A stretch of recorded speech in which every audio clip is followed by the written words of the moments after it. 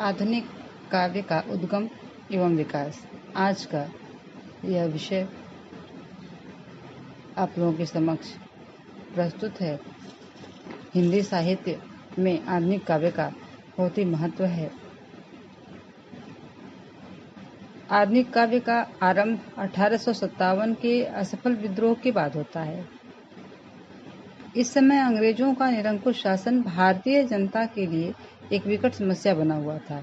यद्यपि राजनीतिक दास्तां ने भारतीय पीड़ित जनता के मानस पटल से राजनीतिक विलासिता के अंधकार को तो हटा दिया था, उसमें अपने देश समाज के लिए नई स्फूर्ति उत्पन्न हो गई थी, पर दास्तां की जंजीरें सहज टूटने वाली नहीं थीं।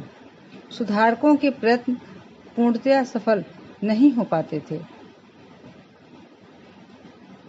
इस विद्रोह ने यद्यपि जनमानस में देशभक्ति, स्वदेश भाषा भक्ति और समाज सुधार के प्रति निष्ठा अवश्य उत्पन्न कर दी थी, पर साधन विहीन जनता अधिक सफलता के साथ कुछ कर सकने में असमर्थ थी।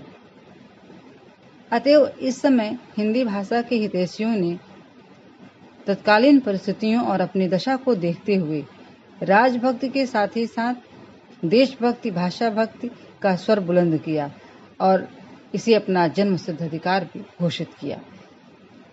वह समय बड़ा ही संघर्षपूर्ण समय था और इस तरह के संघर्षपूर्ण वातावरण में सबसे पहले भारतेंदु जी ने देशभक्ति और भाषा प्रेम की एक जो लहर चलाई साहित्य के माध्यम से, उसके समक्ष अंग्रेजी शासन की जो मनोवृत्ति थी, दूषित मनोवृत्ति, वह टिक नहीं पाई।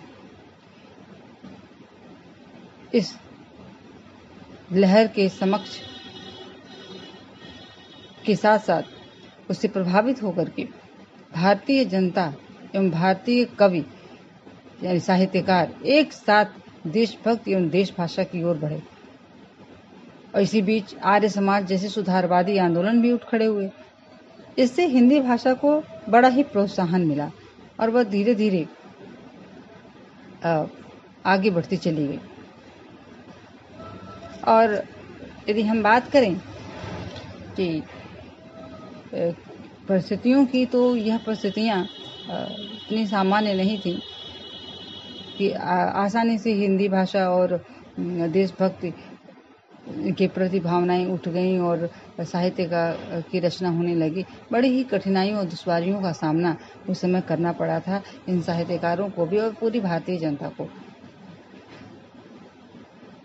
ये पराधीनता में कि दूसरे का शासन हो, हम पराधीन हो, और ऐसी परिस्थितियों में काव्य का प्रणयन किया जाए और वो भी देशव्यापी आंदोलन चलाया जाए, यह बहुत सरल नहीं था। किंतु हमारे उस समय के तत्कालीन साहित्यकारों ने ऐसा किया, कर दिखाया। भारतीय जनता अंग्रेजों के समक्ष झुकी नहीं, उसकी मनोवृत्ति को पूरी तरीके से तहस नहस कर दिया। और भारतेंदु युग वास्तव में यदि देखा जाए तो असंतोष का युग था, जहां एक और राजनीतिक दास्तां से जनता में असंतोष था तथा दूसरी तरफ इस दास्तां की बेड़ी को तोड़कर स्वतंत्र होने का भी की एक जल्दी थी कि किस तरीके से इस दास्तां की बेड़ी को हम काट कर आगे बढ़ जाएं, ये दास्तां से मुक्ति हमें मिले, हम स्वतंत्र हो जाएं। दूसरी तरफ साहित्य दास्तां के प्रति भी भारी असंतोष था। भारतीय जनता इस संघर्ष एवं पराधीनता के युग में अब रीतिकाल के कवियों द्वारा प्रस्तुत नारी का जो स्थूल चित्रण था, उसकी विविध चेष्टाएं थीं, उनके उद्दीपन का जो दृश्य था, वह देखना नहीं चाहती थी। कवि समाज भी अब उसकी जो नींव थी वह टूट चुकी थी, उन्निद्रित हो चुका था, उसकी मादकता की खुमारी उतर चुकी थी।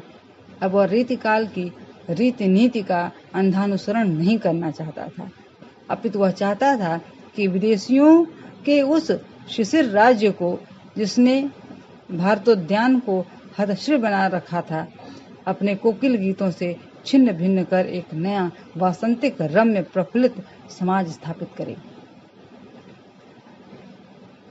और इस प्रकार से इन्हीं द्विविध असंतोषों ने हिंदी कविता को एक सर्वथा नवीन दिशा में मोड़ दिया। संक्षिप्त इन्हीं प्रवृत्तियों और परिस्थितियों ने आधुनिक काव्य को जन्म दिया। इसे मुख्यतया हम 3 भागों में विभक्त कर सकते हैं: भारतेंद्र युग, द्विवेदी युग और आधुनिक युग। भारतेंद्र युग की जो मुख्य विशेषताएं रहीं, तो इस युग में कविता में रस से भरी हुई नक्सिक वर्णन, अलंकारों के जो प्रदर्शन थे, राज्य प्रसाद के भूखे कवियों की कृत्रिम गीतों का जो सीमित क्षेत्र था, वहां से कविता बाहर निकली। उसकी जो विशेषता रही वह देश प्रेम, समाज सुधार आज के विस्तृत एवं उन्मुक्त क्षेत्र में प्रवाहित होने लगी। काव्यगत सामाजिक रूढ़ियों और सामाजिक कुरीतियों, जनमानस की जो असंगत बातें थीं, राजनीतिक दास्तां का विरोध, इन सबको लेकर के तत्कालीन कवियों ने अपने काव्य के माध्यम से राष्ट्रीय चेतना भरने का बड़ा ही सराहनीय प्रयास किया। भाषा और छंद की दृष्टि से भी इस समय देखा जाए तो कविता ब्रज भाषा की कोमलकांत पदावली का मोह संवरण न कर पाई, पर विषय की दृष्टि से उसमें अवश्य नवीनता आ गई थी। भारतेंद्र जी तथा तत्कालीन भारतेंद्र मंडल के जितने कवि और लेखक थे, उसके स्थान पर उन्होंने खड़ी बोली को खड़ा करने का प्रयास किया। काव्य परंपरा यद्यपि अब भी अपनी भक्तिकालीन और रीतिकालीन रीति नीति के परिधान को पूरी तरीके से उतार कर फेंक नहीं सकी थी, फिर भी उसमें धीरे धीरे अन्य तत्वों का धीरे धीरे समावेश होता जा रहा था। और कवि गण प्रकृति के उद्दीपन का मोह उन्होंने त्याग दिया था और उसका आलम्बन के रूप के भव्य रूप खड़ा करने में उत्सुक दिखने लगे थे। उन्होंने कृत्रिमता की ओर से हट करके चतुर्दिक अद्भुत प्रकृति का जो है वो अद्भुत रूप, उसका सूक्ष्म निरीक्षण आरंभ किया था। भारतेंद्र युग के कवि व लेखक राजाश्रय के अधीन नहीं थे, चूंकि वह स्वतंत्र और उन्मुक्त वातावरण में विचरण करने वाले थे, इसीलिए जनजीवन से उनका जो संपर्क था वह अटूट था। उन्होंने जनजीवन की जो समस्याएं थीं, उन समस्याओं का उन्होंने समाधान भी प्रस्तुत किया। साथ ही साथ सुधारवादी जो दृष्टिपरक काव्य रचना में आई देखने को मिलती है, उसे काव्य में जो नीरसता आ जाती है, शुष्कता आ जाती है और उपदेशपरकता आ जाती है, वह नहीं थी। अपितु उसमें क्या था? उसमें एक शिष्ट हास्य और विनोद तथा मधुर व्यंग्य का भी पुट था।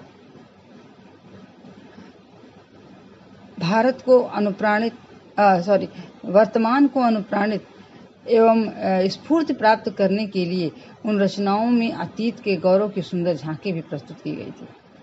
भाषा में ओज एवं स्फूर्ति तथा सजीवता लाने के लिए इन्हीं रचनाओं में विविध प्रकार के सामयिक विषयों का समावेश किया गया था। मुहावरों व लोकोक्तियों का खुलकर प्रयोग किया गया। जनजीवन से अधिक संपर्क बनाए रखने का विचार इन रचनाओं में देखने को मिलता है। जो संपर्क बनाए रखने का विचार था उनकी रचनाओं में जिन लोक प्रवृत्तियों को या लोक की जो संस्कृति है उसको जीवित करने का किस तरीके से उन्होंने प्रयास किया था। उन्होंने फगुआ, होली, कजरी, इन गीतों का भी उसमें समावेश किया गया। वस्तुतः भारतेंद्र युग नवीन और प्राच्य काव्यों के बीच की श्रृंखला बनकर प्रस्तुत हुआ, और ऐसा होना उस समय स्वाभाविक भी था, क्योंकि प्राचीनता से अचानक एकदम एकाएक मुक्ति नहीं मिल सकती है, बड़ा कठिन है। साथ ही उसमें कुछ ऐसी बातें ग्रहणीय भी थी जिसे हम छोड़ भी नहीं सकते थे। कुल मिलाकर भारतीय युग एक आधुनिक काव्य को लाने में उसका एक पहल थी, और ऐसी सार्थक पहल का हिंदी साहित्य और साहित्यकारों ने और भारतीय जनमानस ने बड़ा उसका स्वागत किया, वह स्वागत योग्य है।